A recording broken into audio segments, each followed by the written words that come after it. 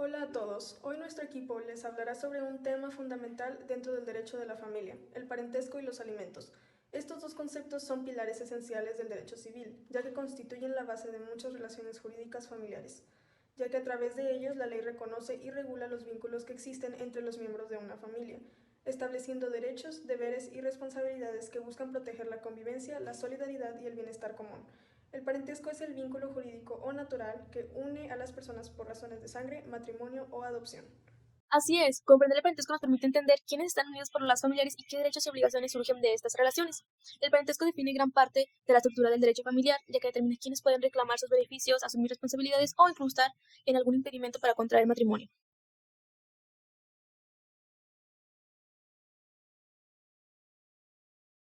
Bueno, entonces comencemos con el concepto de parentesco, sus fuentes, clases, líneas, grados y efectos. Y luego pasaremos a analizar todo lo relacionado con los alimentos, su definición, características y contenido y más. El parentesco. El parentesco es la relación jurídica que nace entre personas que descienden de un progenitor común. Es decir, es la relación que existe entre quienes descienden unos de otros como padres e hijos o que proceden de un mismo tronco común como los hermanos. Este vínculo no solo tiene un significado afectivo o biológico, sino también efectos legales. Determina quiénes están obligados a darse ayuda mutua, quiénes pueden heredar entre sí e incluso quienes tienen prohibido casarse por razón de parentesco.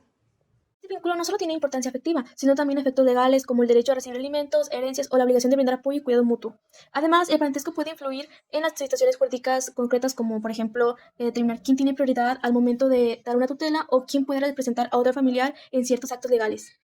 Las fuentes principales del parentesco se dividen en tres. Parentesco por consanguinidad, que es el vínculo que existe entre personas unidas por lazos de sangre, es decir, que desciendan unas de otras. El segundo es el parentesco por afinidad. Surge del matrimonio, la unión civil. Se establece entre una persona y los parientes consanguíneos de su cónyuge.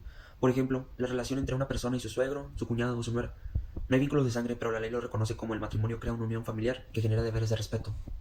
Y por último, el parentesco por adopción, que se origina de un acto jurídico de adopción mediante el cual la ley equipara la relación del adoptante y el adoptado a la de un parentesco consanguíneo. Estas fuentes determinan cómo se establecen los derechos y deberes entre los miembros de la familia.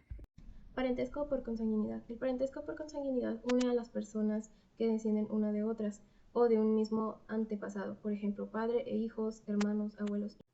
El parentesco no solo crea un vínculo afectivo o social entre las personas, sino que también produce efectos jurídicos que la ley reconoce y protege. Estos efectos se dividen principalmente en efectos personales y efectos pecuniarios o patrimoniales.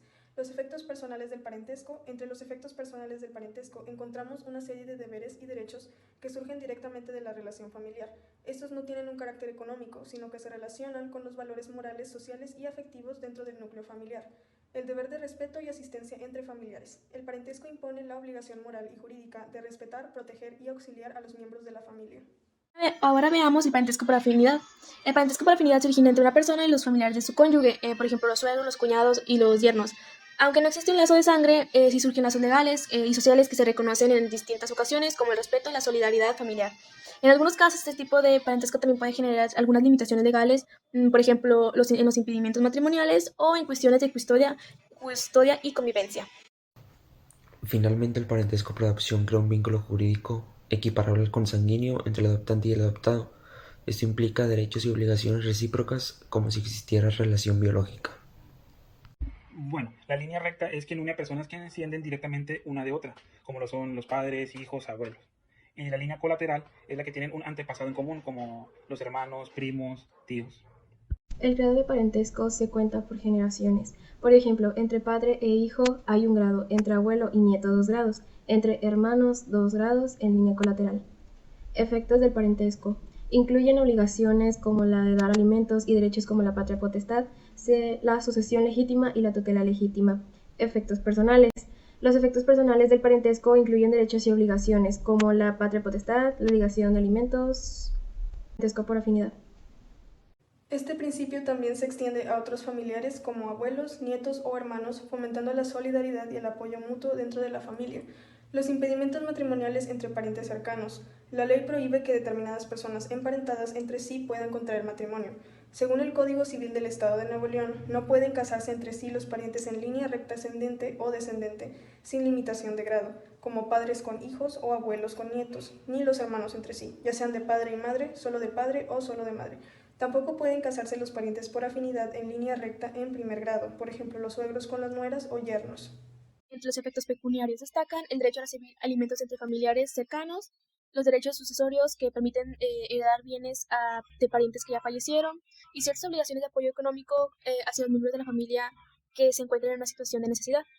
Estos efectos reflejan cómo el parentesco no solo tiene un valor efectivo, sino también una dimensión económica y jurídica que busca garantizar la protección y el bienestar familiar. Ahora hablemos de lo que son los alimentos. Y en el ámbito jurídico, los alimentos abarcan todo lo necesario para asegurar la subsistencia y el bienestar de una persona. No solo incluye la comida, sino también el vestido, la vivienda, la atención médica, la educación y la recreación, sobre todo cuando se trata de menores de edad o personas que no pueden mantenerse por sí mismas. En esencia, busca garantizar una vida digna acorde a las posibilidades del obligado y las necesidades del beneficiado. Las características de la obligación alimentaria.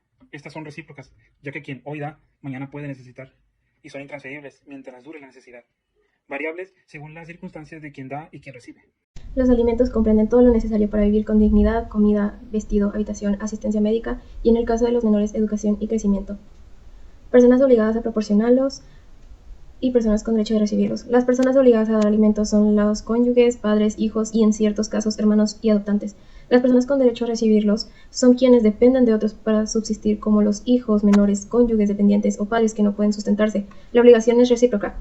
Quien da alimentos también puede pedirlos si solo lo necesita. El derecho a usar el apellido familiar. El apellido es una manifestación del parentesco y de la identidad jurídica y social de las personas. Por ello, los hijos tienen derecho a llevar los apellidos de sus padres o adoptantes, lo que refleja el vínculo legal y afectivo que los une.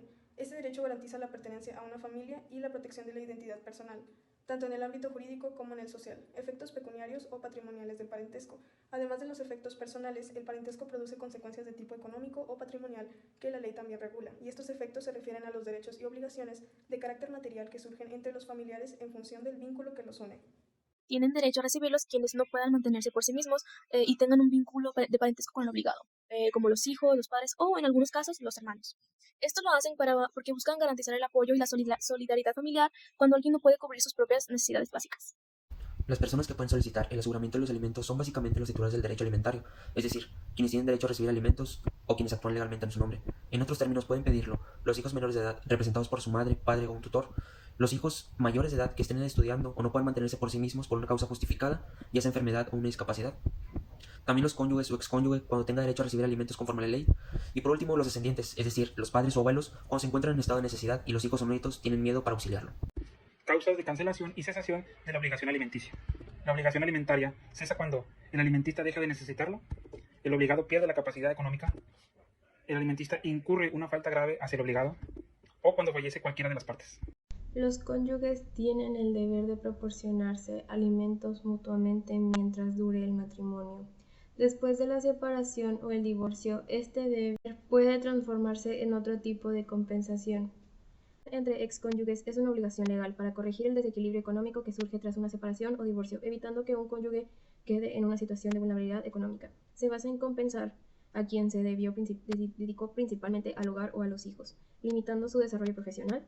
Esta compensación, que puede ser un pago único o una renta, se determina considerando factores como la duración del matrimonio, la edad, la salud, la capacitación y las posibilidades de empleo del solicitante, así como el patrimonio y la capacidad económica del cónyuge. La compensación entre excónyuges. La compensación entre excónyuges es una figura jurídica que tiene como finalidad equilibrar la situación económica que puede surgir entre los miembros de una pareja después del divorcio. En muchos matrimonios, uno de los cónyuges dedica gran parte de su tiempo al hogar, al cuidado de los hijos o al apoyo de la carrera profesional del otro, lo que le impide desarrollarse económicamente de la misma manera. Cuando el matrimonio termina, esta persona puede quedar en una situación de desventaja económica, sin ingresos propios o sin medios suficientes para mantener el nivel de vida que tenía durante la unión. Ahora veamos la pensión compensatoria. La pensión compensatoria es una cantidad económica que el juez puede fijar para mantener el equilibrio entre los cónyuges después del divorcio. Se toma en cuenta la duración del matrimonio, la edad de los cónyuges, su estado de salud, su situación económica y las posibilidades de cada uno de poder ejercer su vida laboral o profesional. Su finalidad es evitar que uno de los cónyuges quede en una gran desventaja después de la separación. Como vemos, el parentesco no solo une a las personas por lazos afectivos, sino que también genera derechos y deberes legales. Y los alimentos son una manifestación concreta de esos deberes, y asegurando la protección y el bienestar dentro de la familia. El derecho a la familia busca mantener el equilibrio y la solidaridad entre El monto o la forma de esta compensación se determina conforme a varios factores como la duración del matrimonio, la edad y el estado de salud de los cónyuges, las oportunidades laborales y la capacitación profesional de cada uno, la dedicación que se haya tenido al hogar o al cuidado de los hijos, los bienes y recursos con los que cuente cada parte al momento del divorcio. Esta compensación puede consistir en una suma de dinero, bienes en especie o una pensión temporal, dependiendo de lo que el juez considere justo, y siempre tomando en cuenta las circunstancias de ambas partes. La pensión compensatoria. La pensión compensatoria es una de las formas más comunes en que se otorga esta compensación económica.